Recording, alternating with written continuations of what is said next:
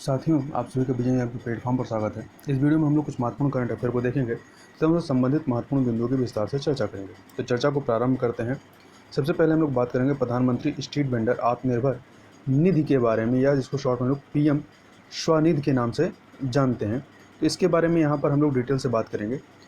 तो इसके बारे में बात करने से पहले यह चीज़ याद रखिएगा, यह जो टॉपिक है आपका, यह आपके मुख्य परीक्षा के प्रश्न पत्र नंबर जो 2 है उसके तहत केंद्र एवं राज्यों द्वारा जनसंख्या के अति संवेदनशील वर्गों के लिए कल्याणकारी योजनाएं और इन योजनाओं का कार्य निष्पादन, ये जो टॉपिक दिया गया है इसके अंतर्गत यह कवर हो जाएगा। तो अब देख लेते हैं कि संदर्भ क्या अर्थात चर्चा में क्यों है ये चीज़। तो हाल ही में स्ट्रीट वेंडर्स अर्थात जो रेहड़ी पटरी वाले होते हैं, इनके लिए माइक्रो क्रेडिट सुविधा उनके घर तक पहुंचाने के लिए पीएम स्वनिधि मोबाइल ऐप जारी किया गया है।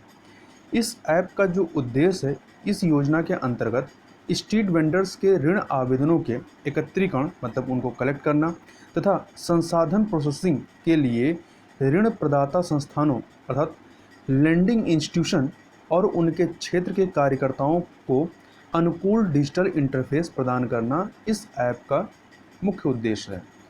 अब ये जो आपकी योजना है या कार्यक्रम है, इसकी क्रियान्वयन एजेंसी कौन सी है?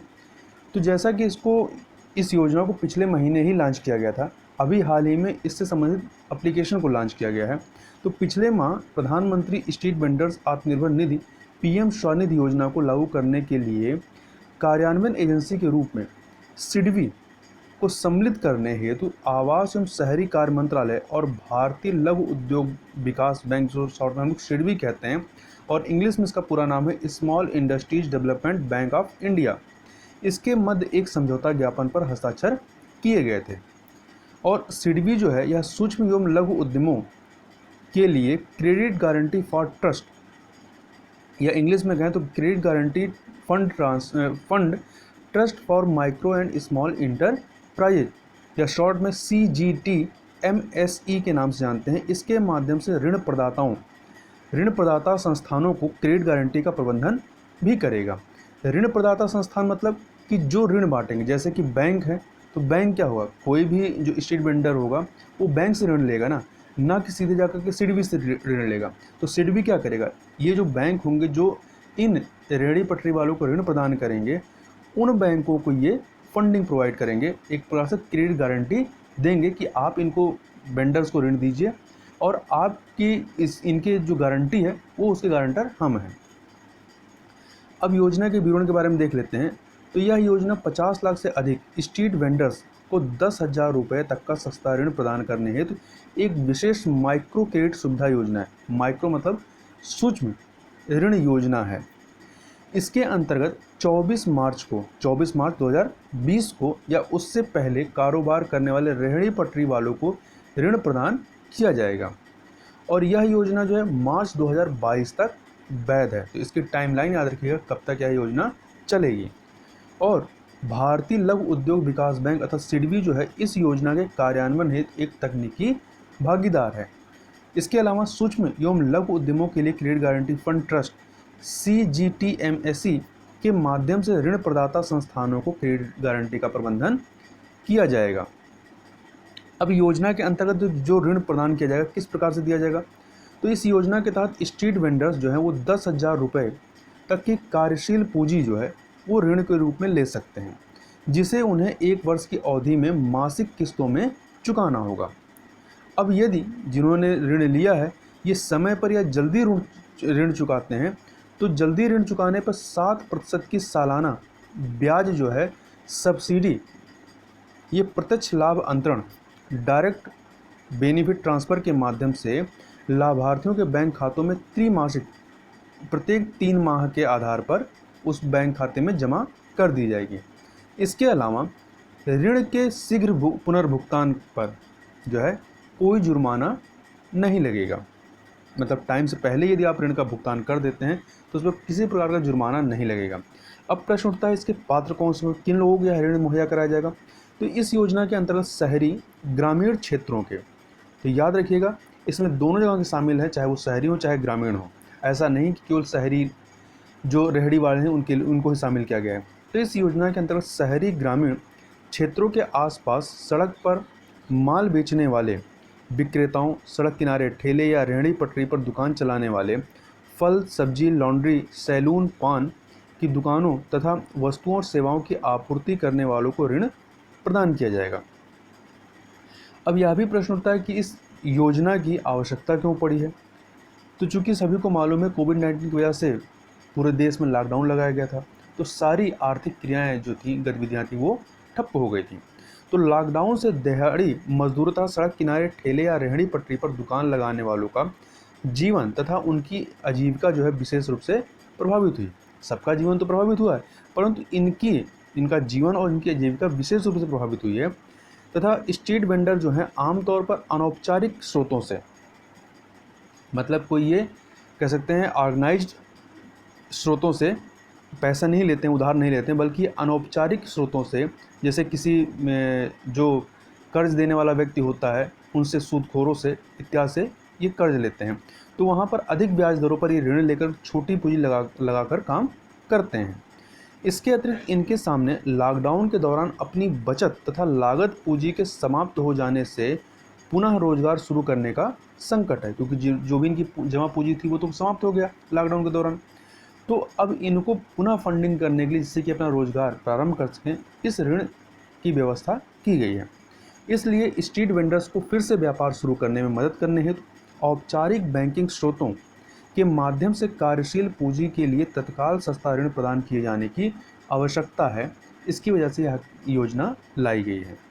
अब जो इसकी क्रियान्वयन एजेंसी है, Bharatiya Laghu Udyog Vikas bank SIDBI, small industries development bank of India, इसके बारे में देख लेते हैं। तो इसकी स्थापना जो है 2 अप्रैल 1990 को संसद के एक अधिनियम, इस अधिनियम का नाम क्या था, भारतीय लघु उद्योग विकास बैंक अधिनियम 1989 1989। तो इस अधिनियम के तहत एमएसएमई क्षेत्र, सूक्ष्म लघु और मध्यम उद्यम क्षेत्र के संवर्धन, वित्त पोषण और विकास के लिए एवं साथ ही इसी तरह की गतिविधियों में संलग्न संस्थाओं के कार्यों का समन्वय कोऑर्डिनेशन करने हेतु यह प्रमुख वित्तीय संस्था के रूप में इसकी स्थापना की गई है। इसका मुख्यालय याद रखिएगा कहाँ पर है, इसका मुख्यालय जो है आपका लखनऊ में स्थित है। आगे चलते हैं, आगे बात करते हैं केरल पशु और पक्षी बलि निषेध अधिनियम, अर्थात इंग्लिश में कहें तो Kerala animal and birds sacrifice provision act. तो यह आपका जीएस के प्रश्न पत्र नंबर 2 के तहत कवर हो जाएगा। अब संदर्भ देख लेते हैं चर्चा में क्यों आया। तो हाल ही में उच्चतम न्यायालय अर्थात सुप्रीम कोर्ट ने केरल पशु और पक्षी बलि निषेध अधिनियम 1968 की संवैधानिक वैधता की जांच करने पर सहमति व्यक्त की है। अब थोड़ा सा बैकग्राउंड चलते हैं कि इस विवाद का विषय क्या है। तो हाल ही में उच्चतम न्यायालय में शक्ति पूजक लोगों द्वारा एक याचिका दायर की गई है। याचिकाकर्ताओं ने अपील में कहा है कि पशु बलि जो है उनकी धार्मिक प्रथा का एक अभिन्न अंग है, जो कि इस अधिनियम के माध्यम से प्रतिबंधित कर दिया गया है। इनके अनुसार केरल पशु और पक्षी बलि निषेध अधिनियम 1968 के अंतर्गत राज्य में धार्मिक अनुष्ठानों में पशु पक्षियों की बलि देने को प्रतिबंधित किया गया है। हालांकि इस अधिनियम में व्यक्तिगत उपभोग के लिए जीव हत्या को प्रतिबंधित नहीं करता है।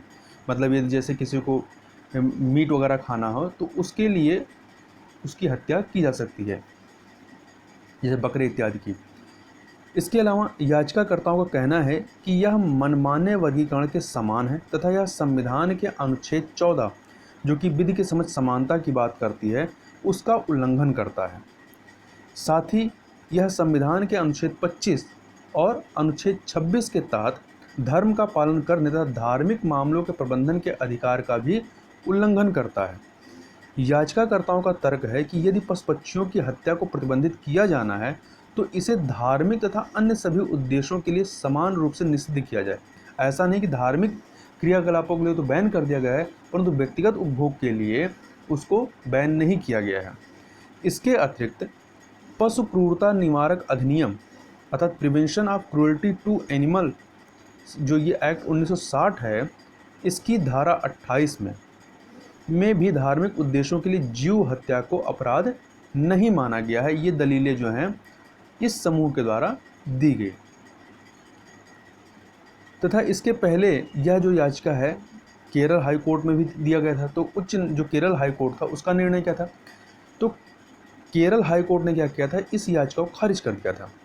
अब इसने जो आधार बताया था खारिज करने का हाई कोर्ट ने, वो क्या था कि इस संदर्भ में केरल हाई कोर्ट ने कहा था कि धर्म में बलि प्रथा की अनिवार्यता को स्थापित करने हेतु कोई सामग्री पेश नहीं की गई है, जिससे यह पता चले कि नहीं, बलि प्रथा जो है इनके धर्म का अभिन्न अंग है। दूसरा, हाई कोर्ट के अनुसार पशु क्रूरता निवारक अधिनियम 1960 में धार्मिक उद्देश्यों के लिए बलि शब्द का उपयोग या प्रयोग नहीं किया गया है, जैसा कि याचिकाकर्ताओं के द्वारा दावा किया गया है। अब यहाँ पर ये जो 3 आर्टिकल जिनके बारे में इसमें उल्लेख है, पहला आर्टिकल 14 जिसमें विधि के समक्ष समता की बात की गई है, आर्टिकल 25 अंतःकरण की और धर्म के अबाध रूप से मानने, आचरण और प्रचार करने की स्वतंत्रता की बात की गई है। आर्टिकल नंबर 26 इसमें धार्मिक कार्यों के प्रबंधन की स्वतंत्रता की बात की गई है। तो इसको थोड़ा सा समझ लेते हैं, जिससे परीक्षा के दृष्टिकोण से आपको परीक्षा में प्रश्न आएगा तो उसको सॉल्व करने में आसानी होगी।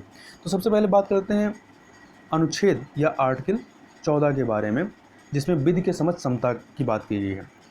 तो यह जो है भारत राज्य क्षेत्र में किसी व्यक्ति को विधि के समक्ष समता से अथवा विधि के समान संरक्षण से राज्य वंचित नहीं करेगा। तो इसमें देखिए 2 बातें हैं, एक विधि के समक्ष समता की बात करता है और दूसरा क्या है, विधि के समान संरक्षण से राज्य किसी व्यक्ति को वंचित नहीं करेगा। अब दोनों को अलग अलग समझ लेते हैं कि विधि के समक्ष समता क्या है और आपका विधियों के समान संरक्षण क्या है। तो विधि के समक्ष समता जो है, अर्थात इंग्लिश में कहें तो इक्वलिटी बिफोर लॉ, इसे जो है ब्रिटिश संविधान से लिया गया है और इसी को प्रोफेसर डायसी ने रूल ऑफ लॉ कहा है। किसे? विधि के समक्ष समता अर्थात इक्वलिटी बिफोर लॉ को। और इसका जो स्वरूप है वो नकारात्मक है। इसमें क्या बताया गया है, इसमें इसके अनुसार विशेषाधिकारों को प्रदान करने और कर्तव्यों के अधिरोहण में विभेद नहीं है। मतलब ये हुआ कि यदि इसमें ऊंच नीच, अमीर गरीब, इसमें कोई विभेद नहीं किया जाएगा। मतलब विधि के समक्ष देश का प्रधानमंत्री या देश का जो एक मजदूर है, दोनों ही विधि के समक्ष समान हैं। इसके अलावा किसी व्यक्ति को जन्म या मत के आधार पर कोई विशेष अधिकार नहीं होंगे विधि के समक्ष, तथा सभी वर्ग जो है समान रूप से समान विधि के अधीन होंगे, चाहे वो अमीर हो, चाहे गरीब हो, चाहे कमजोर हो, चाहे मजबूत हो, चाहे जैसा हो। तथा दूसरा जो है विधियों का समान संरक्षण, जिसको इंग्लिश में क्या कहते हैं, इक्वल प्रोटेक्शन ऑफ लॉ, यह अमेरिकी संविधान से लिया गया है और इसका स्वरूप जो है वो सकारात्मक है। इसमें क्या कहा गया है, इसमें इसका मतलब है कि समान परिस्थिति वाले प्रत्येक व्यक्ति के साथ समान व्यवहार होगा। मतलब ये सिचुएशन 2 व्यक्तियों की समान है तभी उनके साथ समान व्यवहार किया जाएगा। मतलब दोनों पर एक ही तरह का लॉ अप्लीकेबल होगा। और याद रखिएगा कि यह जो आपका विधि के समक्ष समानता है, ठीक है, विधि के समक्ष जो समानता की बात कही गई है, जिसमें 2 चीज़ें हैं, विधि के समक्ष समता और विधियों के समान संरक्षण, यह नागरिक तथा विदेशी दोनों को यह मूल अधिकार प्रदान किया गया है। इसके अलावा कुछ अन्य बातें इसके संदर्भ में याद रखिएगा कि यह जो विधि के समक्ष समानता की बात है, यह अधिकार एब्सोल्यूट नहीं है। उदाहरण के लिए जैसे जो विदेशी राजनयिक हैं उनको न्यायालय की अधिकारिता से मुक्त रखा गया है, तो उनको छूट दी गई। इसी प्रकार से संविधान कुछ अधिकारियों को विशेषाधिकार प्रदान करता है, जैसे कि आपका अनुच्छेद 361 के अंतर्गत राष्ट्रपति एवं राज्यपाल को मिला है। उसी प्रकार से न्यायाधीशों को भी विशेष उन्मुक्तियां प्रदान की गई हैं। तो यहाँ पर याद रखिएगा कि यह जो है, यह मूल अधिकार आपका आर्टिकल 14 ये नागरिक तथा विदेशी दोनों को प्रदान की गई है।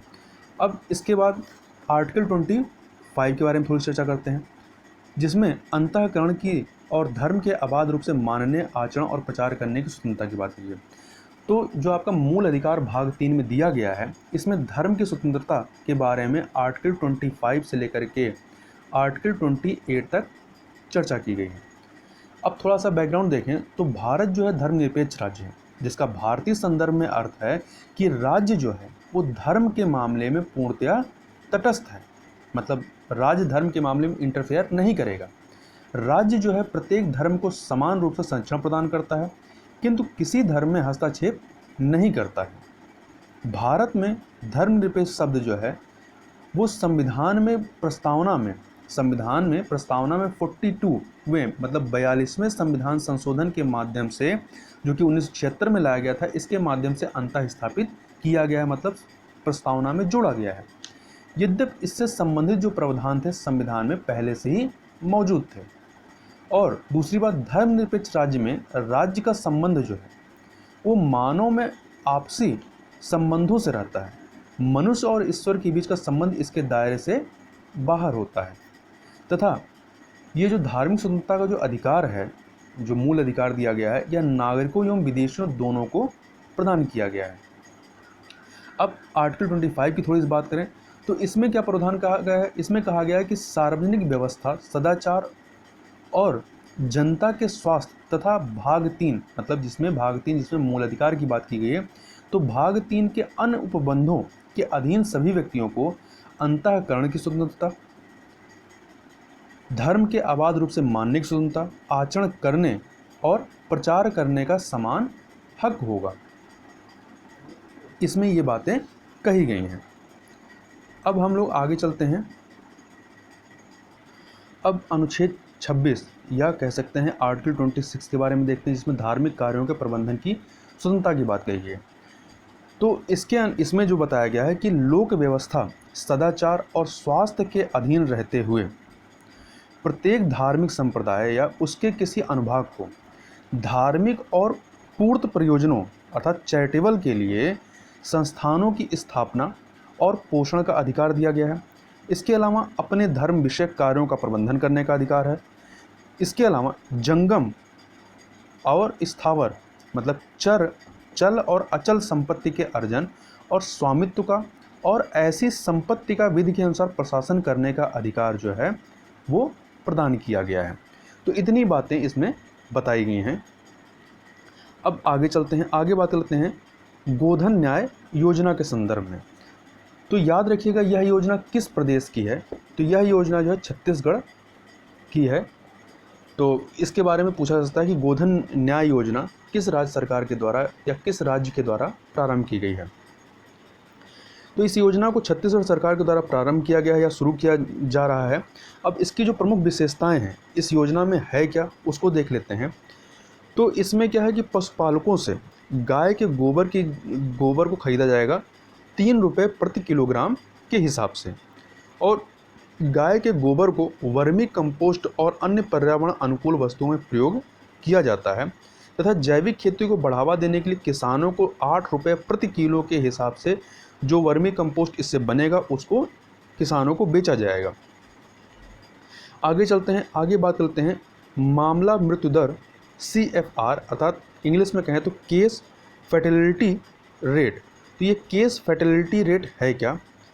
तो यह जो CFR है यह एक निश्चित अवधि में किसी विशिष्ट बीमारी, उदाहरण के तौर पर आप वर्तमान का कोविड-19 ले सकते हैं, तो किसी विशिष्ट बीमारी से संक्रमित होने वाले तथा उससे मरने वाले व्यक्तियों की संख्या का अनुपात है। उदाहरण के तौर पर देखिए, मान लीजिए कि कोविड-19 से संक्रमित होने वाले व्यक्तियों की संख्या कितनी है? 100 है, और इससे मरने वालों की संख्या कितनी है? मरने वालों की जो संख्या है वो कितनी है आपकी? 2 है। तो इनका जो अनुपात होगा वही क्या कहलाएगा? मामला मृत्यु दर या केस फर्टिलिटी रेट कहलाएगा। अब प्रश्न उठता है कि ये चर्चा में क्यों आया? तो चर्चा का कारण क्या है?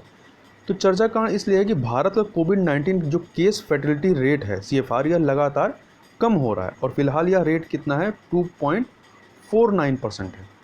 ठीक है, मतलब 100 व्यक्तियों पर लमसम 2.5 व्यक्ति जो हैं उनकी मृत्यु होती है। और स्वास्थ्य मंत्रालय के अनुसार भारत जो है दुनिया में सबसे कम कोविड-19 केस फर्टिलिटी रेट वाले देशों में से एक है। तो इस वजह से चर्चा में आया था। तो याद रखिएगा कि केस फर्टिलिटी रेट या CFR क्या होता है, या परीक्षा में पूछा जा सकता है। आगे चलते हैं, आगे बात करते हैं राष्ट्रीय परीक्षण और अंशशोधन प्रयोगशाला या कहें तो प्रत्यानन बोर्ड, जिसको शॉर्ट में हम लोग NABL कहते हैं, या इंग्लिश में कहें तो national accreditation board for testing and calibration laboratories. तो यह करता क्या है? तो यह जो है अनुरूपता मूल्यांकन निकाय, इंग्लिश में कहें तो कन्फर्मिटी असेसमेंट बॉडीज, प्रयोगशालाओं को मान्यता प्रदान करने का कार्य करता है। और NABL अर्थात national accreditation board for testing and calibration laboratories, यह भारत सरकार के विज्ञान और प्रौद्योगिकी विभाग के अंतर्गत एक स्वायत्त निकाय है, जिसका पंजीकरण जो है संस्था पंजीकरण अधिनियम 1860 के तहत किया गया था और इसकी स्थापना 1988 में होती है। तो इसका मुख्यालय कहाँ है? तो हरियाणा के गुरुग्राम में है। इसके अलावा आपका NABL जो है अर्थात national accreditation board for testing and calibration laboratories, ये NABL का Asia Pacific laboratory accreditation cooperation CAPLAC, इसके अलावा international laboratory accreditation cooperation ILAC के साथ म्यूचुअल रिकॉग्निशन अरेंजमेंट है, MRA है। इसके अलावा यह जो संस्था है यह विज्ञान और इंजीनियरिंग के सभी प्रमुख क्षेत्रों जैसे कि जैविक, रासायनिक, विद्युत, इलेक्ट्रॉनिक्स, मैकेनिकल, द्रव प्रवाह, गैर विनाशकारी आदि में मान्यता प्रदान करने का कार्य यह करता है। अब यह चर्चा में क्यों आया है तो यह भी देख लेते हैं। तो चर्चा में इसलिए आया है कि रसायन और उर्वरक मंत्रालय के अधीन केंद्रीय पेट्रो रसायन इंजीनियरिंग और प्रौद्योगिकी संस्थान, जो कि आपके भुवनेश्वर के उड़ीसा के भुवनेश्वर में स्थित है, जिसको शॉर्ट में लोग CPET के नाम से जानते हैं, इसको NABL अर्थात national accreditation board for testing and calibration laboratories ने व्यक्तिगत सुरक्षा उपकरण अर्थात PPI personal protective equipment kit के परीक्षण और प्रमाणन के लिए अधिकृत किया है। इस वजह से यह संस्था भी चर्चा में आई थी। आगे चलते हैं, आगे बात करते हैं मगुरी मोटापुंग वेटलैंड के बारे में अर्थात आर्द्रभूमि के बारे में। तो यह जो मगुरी मोटापुंग वेटलैंड है यह डिब्रू सखोबा नेशनल पार्क, जो कि असम में है, तथा डिब्रू सखोबा जैव संरक्षित क्षेत्र से 10 किलोमीटर दक्षिण में स्थित है। और इस आर्द्रभूमि का नाम जो है वो कैटफिश क्लेरियस बैट्रिकस के लिए जो स्थानीय शब्द यहाँ पर है मगूर, इससे लिया गया है, जो यहाँ बहुतायत में पाया जाता है। तथा इसका जो आधा जो नाम है मोटापुंग, तो ये मोटापुंग यहाँ पर पास में स्थित एक गांव है। अब इसके महत्व को, इस आर्द्रभूमि के महत्व के बारे में देखें तो इसे वर्ष 1996 में एक महत्वपूर्ण पक्षी और जैव विविधता क्षेत्र important bird and biodiversity area IBA घोषित किया गया था। अब यदि इसकी लोकेशन को देखें कि इसकी अवस्थित कहाँ है, तो यह आर्द्रभूमि असम के राष्ट्रीय उद्यान, जो कि आपका डिब्रू सखोबा वाला है, तो राष्ट्रीय उद्यान को अरुणाचल प्रदेश के नामदफा नेशनल पार्क से जोड़ती है तथा भारत वर्मा जैव विविधता हॉटस्पॉट में एक महत्वपूर्ण वन्यजीव गलियारे का निर्माण करती है। तो इस प्रकार से यह कहाँ पर स्थित होगा? जो असम और अरुणाचल प्रदेश की जो बॉर्डर है वहाँ पर यह स्थित है। और यह आर्द्रभूमि जो है ब्रह्मपुत्र नदी के बाढ़ के मैदान में स्थित है तथा उत्तर में लोहित नदी, इस आर्द्रभूमि के उत्तर में लोहित नदी और दक्षिण में डिब्रू नदी इसकी सीमाएं बनाते हैं। तो प्रश्न उठता है चर्चा में क्यों आया, हम इसकी चर्चा कर क्यों रहे हैं? तो कुछ समय पहले भी हाल ही में तिनसुकिया के बागजान गांव में स्थित ऑयल इंडिया लिमिटेड IOL के प्लांट में विस्फोट हुआ। ब्लोआउट होने से प्राकृतिक गैस का रिसाव हुआ था और यह आर्द्रभूमि जो है उस स्थान से 500 मीटर की दूरी पर स्थित है। तो इसलिए इसके बगल में महत्वपूर्ण क्षेत्र था, इसलिए हमने यहाँ पर इसकी चर्चा की और इससे प्रश्न बन सकता है। और यहाँ पर ध्यान रखिएगा कि असम में जो है एक आर्द्रभूमि, इसका नाम है दीपोर बील आर्द्रभूमि। तो यह जो दीपोर बील आर्द्रभूमि है ये जो रामसर आर्द्रभूमि सूची है उसके अंतर्गत शामिल आर्द्रभूमि है। तो असम की एकमात्र आर्द्रभूमि है जो कि रामसर आर्द्रभूमि सूची में शामिल है। कौन सी? दीपोर बील। और याद रखिए अरुणाचल प्रदेश की कोई भी आर्द्रभूमि जो है वो रामसर आर्द्रभूमि सूची में शामिल नहीं है। आगे चलते हैं, आगे बात कर लेते हैं पुस्तक है, एक पुस्तक है जिसका नाम है सूरज कदे मर्दा नहीं। तो इस पुस्तक के जो लेखक हैं वो कौन है? बलदेव सिंह सदा कर्णम। तो यह पुस्तक किस पे है? तो यह पुस्तक जो है स्वतंत्रता सेनानी उधम सिंह के कई पहलुओं का वर्णन करती है और पुस्तक में कर्नल रीजनल डायर से संबंधित कुछ तथ्यों का वर्णन किया गया है, जिसे जलियांवाला बाग, जो कि आपका 13 अप्रैल 1919 के जो होता है इसके नरसंहार के दोषी के रूप में जाना जाता है। इसके बाद उधम सिंह ने 13 मार्च 1940 को लंदन के कैक्सटन हॉल में पंजाब के पूर्व lieutenant governor Michael O'Dwyer की हत्या की थी, जिसके लिए उन्हें 31 जुलाई 1940 को फांसी दे दी गई थी। तो इस प्रकार से यह जो पुस्तक है इन्हीं सब घटनाओं से संबंधित है। चूँकि यहाँ पर हमने जलियांवाला बाग की चर्चा की, तो यह पुस्तक भी जलियांवाला बाग से संबंधित है मुख्यतः। तो और जलियांवाला बाग जो कांड है इससे परीक्षा में लगातार प्रश्न पूछा जाता है। तो एक बार हम लोग क्या करते हैं कि ये जो जलियांवाला बाग पूरा कांड है इसको कहानी के रूप में एक बार इसको देख लेते हैं। तो चूँकि यह जो जलियांवाला बाग जो कांड था या जो नरसंहार है, इसके कह सकते हैं इसके बैकग्राउंड में जो था वो रोलेट एक्ट था। तो हम लोग कहानी जो है रोलेट एक्ट जो कि 1919 में आता है वहाँ से कहानी को प्रारंभ करते हैं और जलियांवाला बाग को एक बार कहानी के रूप में समझ लेते हैं। तो हुआ क्या कि भारत में क्रांतिकारियों के प्रभाव को समाप्त करने के लिए ब्रिटिश सरकार ने 1917 में 1917 में सर सिडनी रोलेट की अध्यक्षता में कमेटी नियुक्त की। यह कमेटी यह जांच करने के लिए नियुक्त की गई कि भारत में किस स्तर तक क्रांतिकारी आंदोलन संबंधी जो है षड्यंत्र फैले हुए हैं और इनका मुकाबला करने के लिए किस प्रकार के कानूनों की आवश्यकता है। रोलेट एक्ट लागू करने का मुख्य कारण यह था कि भारत रक्षा कानून की अवधि जो है वो समाप्त होने को थी। तथा कमेटी ने अर्थात यह जो रोलेट कमेटी थी, रोलेट कमेटी ने 1918 में अपनी रिपोर्ट प्रस्तुत की। कमेटी द्वारा दिए गए सुझावों के आधार पर केंद्रीय विधानमंडल में फरवरी 1919 में 2 विधेयक लाए गए, जिनमें से एक को तो वापस ले लिया गया, परंतु दूसरे जिसका नाम था क्रांतिकारी एवं अराजकतावादी अधिनियम को 18 मार्च 1919 को पारित कर दिया गया। और इसकी अवधि जो थी इस अधिनियम की कितनी थी, 3 वर्ष तक रखी गई। मतलब ये 3 वर्ष तक जो है फोर्स में रहेगी। और इसी अधिनियम को ही क्रांतिकारी एवं अराजकतावादी अधिनियम को ही रोलेट एक्ट या काला कानून के नाम से भी जाना जाता है। इस विधेयक में यह व्यवस्था की गई थी कि मजिस्ट्रेट जो है किसी भी संदेहास्पद व्यक्ति को गिरफ्तार करके जेल में डाल सकता था, साथ ही उसे अनिश्चित काल के लिए जेल में रख सकता था। इस प्रकार अपने इस अधिकार के साथ सरकार किसी भी निर्दोष व्यक्ति को दंडित कर सकती थी। इस एक्ट को बिना वकील, बिना अपील तथा बिना दलील का कानून भी कहा गया। इसे काला अधिनियम एवं आतंकवादी अपराध नियम के नाम से भी जाना जाता था। गांधी जी का जो है अब तक भारतीय राजनीति में प्रवेश हो चुका था। उन्होंने इस एक्ट के विरोध में 6 अप्रैल 1919 को एक देशव्यापी हड़ताल का आह्वान किया। उन्होंने सत्याग्रह सभा की स्थापना भी की तथा पहले 30 मार्च से यह आंदोलन शुरू करने का निर्णय लिया गया था। तथा दिल्ली में 30 मार्च को ही स्वामी श्रद्धानंद ने इस आंदोलन की बागडोर संभालते हैं और वहां पर भीड़ में चलाई गई गोली से करीब 5 आंदोलनकारी मारे गए। इसके बाद बम्बई, अहमदाबाद तथा देश के कई अन्य नगरों में जो है सार्वजनिक विरोध तथा हिंसा का मार्ग अपनाया गया तथा लाहौर एवं पंजाब में भी भीड़ पर गोली चलाई गई। स्वामी श्रद्धानंद एवं डॉक्टर सतपाल के नियंत्रण पर महात्मा गांधी पंजाब की ओर चल दिए, परंतु मार्ग में ही 8 अप्रैल 1919 को उन्हें हरियाणा के पलवल नामक स्थान पर गिरफ्तार कर बंबई भेज दिया गया। गांधी जी तथा कुछ अन्य नेताओं के पंजाब प्रवेश पर प्रतिबंध लगे होने के कारण वहां की जनता में पर्याप्त आक्रोश था। पंजाब में यह आक्रोश तब अधिक बढ़ गया जब पंजाब के 2 लोकप्रिय नेता, कौन कौन, डॉक्टर सत्यपाल और दूसरे थे डॉक्टर सैफुद्दीन किचलू, इनको अमृतसर के डिप्टी कमिश्नर द्वारा बिना किसी कारण के 9 अप्रैल 1919 को गिरफ्तार कर लिया गया। इनकी गिरफ्तारी का आदेश जो है पंजाब प्रांत के lieutenant governor Michael O'Dwyer ने दिया था। ये दोनों नेता जो हैं अर्थात डॉक्टर सतपाल और डॉक्टर सैफुद्दीन किचलू दिसंबर 1919 में होने वाले भारतीय राष्ट्रीय कांग्रेस के वार्षिक अधिवेशन की स्वागत समिति से भी संबद्ध थे और इनकी गिरफ्तारी के विरोध में जनता ने एक शांतिपूर्ण जुलूस निकाला।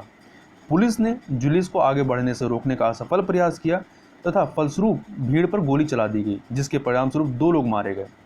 जुलूस ने उग्र रूप धारण कर कई सरकारी इमारतों को आग लगा दी और 5 अंग्रेजों की जान से मार देते हैं तथा इसके बाद अमृतसर शहर की स्थिति से बौखलाकर सरकार ने 10 अप्रैल 1919 को शहर का प्रशासन सैन्य अधिकारी ब्रिगेडियर जनरल ओ डायर को सौंप दिया। इसने 12 अप्रैल को कुछ गिरफ्तारी करवाई। फिर 13 अप्रैल 1919 ईस्वी को बैसाखी के दिन शाम करीब 5-4 बजे अमृतसर के जलियांवाला बाग में एक विशाल सभा का आयोजन हुआ, जिसमें करीब 20,000 व्यक्ति इकट्ठे हुए। और यह सभा किसने बुलाई थी, इस संबंध में हंसराज नामक व्यक्ति का उल्लेख आता है। यही व्यक्ति बाद में सरकारी गवाह बन गया था। तथा दूसरी ओर डायर ने उस दिन 9:30 बजे ही सभा को असंवैधानिक घोषित कर दिया था। सभा में गांधी जी, डॉक्टर किचलू और सत्यपाल की रिहाई एवं रोलेट एक्ट के विरोध में भाषणबाजी की जा रही थी। ऐसे में डायर ने 3 मिनट के अंदर भीड़ को हटाने का आदेश देकर कुछ सैनिकों के साथ बाग के मुख्य दरवाजे पर खड़ा हो गया। इसके बाद उसने फौज को भीड़ पर गोलियां चलाने का आदेश दे दिया। वह तब तक गोलियां चलाते रहे जब तक गोलियां खत्म न हो गए। हजारों लोगों को जान से हाथ धोना पड़ा एवं 3,000 लोग घायल हुए। वैसे सरकारी रिपोर्टों के अनुसार 379 व्यक्ति मारे गए एवं 1200 घायल हुए। और इस हत्याकांड में डायर नामक एक व्यक्ति ने डायर को सहयोग दिया था। ठीक है, जनरल डायर लेफ्टिनेंट गवर्नर भी था और जो यहाँ पर जो एक प्रशासन को संभालने के लिए भेजा गया था, ब्रिगेडियर जनरल सैन्य अधिकारी। दीनबंधु एफ एंड्रजू ने इस हत्याकांड को जानबूझकर की गई हत्या कहा तथा जलियांवाला बाग हत्याकांड के समय पंजाब के lieutenant governor Michael O'Dwyer ने इस कृत्य के संदर्भ में कहा कि तुम्हारी कार्रवाई, मतलब इन्होंने माइकल, ये जो आर डायर था, ठीक है, माइकल ओ डायर ने आर डायर के संबंध में कहा कि तुम्हारी कार्रवाई ठीक है, गवर्नर इसे स्वीकार करता है। इस बर्बर हत्याकांड के बाद 15 अप्रैल को पंजाब के लाहौर, गुजरांवाला, कसूर, शेखपुरा एवं वजीराबाद में मार्शल लॉ लागू कर दिया गया, जिसमें करीब 288 व्यक्तियों को गिरफ्तार कर अनेक प्रकार की सजाएं दी गई।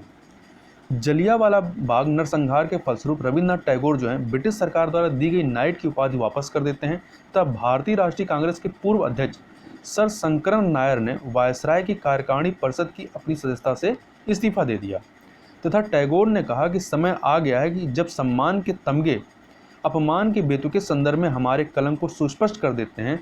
जहां तक मेरा प्रश्न है, मैं सभी विशेष उपाधियों से रहित होकर के अपने देशवासियों के साथ खड़ा होना चाहता हूं। इस कांड के बारे में थॉमसन एवं गैरेट ने लिखा है कि अमृतसर दुर्घटना भारत ब्रिटेन संबंधों में युगांतकारी घटना थी, जैसा कि 1857 का विद्रोह। अब इसके बाद इस पे जांच के लिए एक कमेटी गठित की जाती है जिसे हंटर कमेटी कहते हैं, यह 1919 में गठित की जाती है। तो सरकार ने व्यवस्था में जलियांवाला बाग हत्याकांड की जांच हेतु अक्टूबर 1919 में लॉर्ड हंटर की अध्यक्षता में एक आयोग की स्थापना की। इस आयोग में 8 सदस्य थे, जिनमें से 5 अंग्रेज थे और 3 भारतीय थे। 5 अंग्रेज जो थे वो कौन थे, लॉर्ड हंटर जो कि अध्यक्ष थे, justice Ruskin, WF Rice, major general sir George Barrow, sir Thomas Smith. इसके अलावा जो 3 भारतीय सदस्य थे कौन कौन थे, सर चिमनलाल सीतलवाड़ थे, साहबजाद सुल्तान अहमद और तीसरे थे जगत नारायण। हंटर कमेटी ने मार्च 1920 ईस्वी में अपनी रिपोर्ट प्रस्तुत की। इसके पहले ही सरकार ने दोषी लोगों को बचाने के लिए इंडेमिनिटी बिल पास कर दिया था। इस कमेटी ने, जो हंटर कमेटी थे, संपूर्ण प्रकरण पर लीपापोती करने का प्रयास किया तथा पंजाब के गवर्नर को निर्दोष घोषित किया गया। समिति ने डायर पर दोषों का हल्का बोझ डालते हुए कहा कि डायर ने कर्तव्य, मतलब जो ओ डायर था, डायर ने कर्तव्य को गलत समझते हुए जरूरत से ज़्यादा बल प्रयोग किया, परंतु जो कुछ किया निष्ठा से किया। तथा तत्कालीन भारतीय सचिव मॉन्टेग्यू ने कहा कि जनरल डायर ने जैसा उचित समझा उसके अनुसार बिल्कुल नेक नियत से कार्य किया, अतः उसे परिस्थिति को ठीक समझने में गलती हो गई और डायर को उसके अपराध के लिए नौकरी से हटाने का दंड दिया गया। तथा जो ब्रिटिश अखबार थे, इन्होंने ब्रिटिश साम्राज्य का रक्षक एवं ब्रितानी लॉर्ड सभा ने उसे ब्रिटिश साम्राज्य का शेर कहा। ये आर डायर को सरकार ने उसकी सेवाओं के लिए उसे मान की तलवार की उपाधि भी दी। इसके अलावा इंग्लैंड के अखबार मॉर्निंग पोस्ट ने डायर के लिए 30,000 पाउंड धनराशि इकट्ठा किया था और पंजाब के lieutenant governor Michael O'Dwyer की जो है उधम सिंह ने, याद रखिएगा, एक आर डायर था जिसने गोली चलवाई थी और दूसरा लेफ्टिनेंट गवर्नर था माइकल ओ डायर। इसकी उधम सिंह ने मार्च 1940 में लंदन में हत्या कर दी। इसके बाद उधम सिंह को गिरफ्तार कर मृत्युदंड दे दिया जाता है। तो एक कमेटी तो ब्रिटिश सरकार के द्वारा हंटर कमेटी नाम से गठित की गई थी। एक कमेटी जो है वो कांग्रेस के द्वारा भी गठित की गई थी, उसका नाम था तहकीकात कमेटी। ठीक है, तो तहकीकात कमेटी में कब आती है, ये 1919 में ही गठित की गई थी। तो जलियांवाला बाग हत्याकांड की जांच के लिए कांग्रेस ने भी एक समिति की नियुक्ति की जिसे तहकीकात कमेटी कहा जाता है। इसके अध्यक्ष कौन थे, तो मदन मोहन मालवीय इसके अध्यक्ष थे, तो याद रखिएगा, इंपॉर्टेंट है।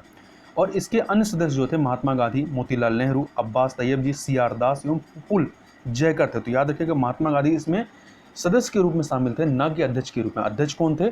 मदन मोहन मालवीय। इस समिति ने अपनी रिपोर्ट में अधिकारियों के इस बर्बर कृत्य के लिए उन्हें निंदा का पात्र बनाया एवं सरकार से दोषी लोगों के खिलाफ कार्रवाई एवं मृतकों के परिवार को आर्थिक सहायता देने की मांग की, परंतु सरकार ने इस पर कोई ध्यान नहीं दिया। फलस्वरूप गांधी जी ने असहयोग आंदोलन चलाने का निर्णय लिया। तो इतनी सारी चीजें जो थी वो आपके जलियांवाला बाग हत्याकांड से संबंधित थी। अब आगे चलते हैं। आगे एक पुस्तक का और है जिसका नाम है द एंड गेम। तो यह जो पुस्तक है द एंड गेम, इसके लेखक हैं एस हुसैन जैदी। ये एक क्राइम राइटर हैं, ठीक है, अपराध से संबंधित जो उपन्यास है वो लिखते हैं। तो एस हुसैन जैदी, और यह जो पुस्तक द एंड गेम है यह राजनीति, विश्वासघात और अकल्पनीय आतंक पर आधारित है। और ये जो एस हुसैन जैदी, इसके पहले भी उन्होंने कई सारी पुस्तकें लिखी हैं जो काफ़ी चर्चित रहीं, जैसे कि black Friday, mafia queens of Mumbai, Dongri to Dubai, Byculla to Bangkok. तो ये इनकी कुछ पहले की प्रसिद्ध पुस्तकें रही हैं। तो इस वीडियो में बस इतना ही। मिलते हैं नेक्स्ट वीडियो में, तब तक के लिए बहुत बहुत धन्यवाद।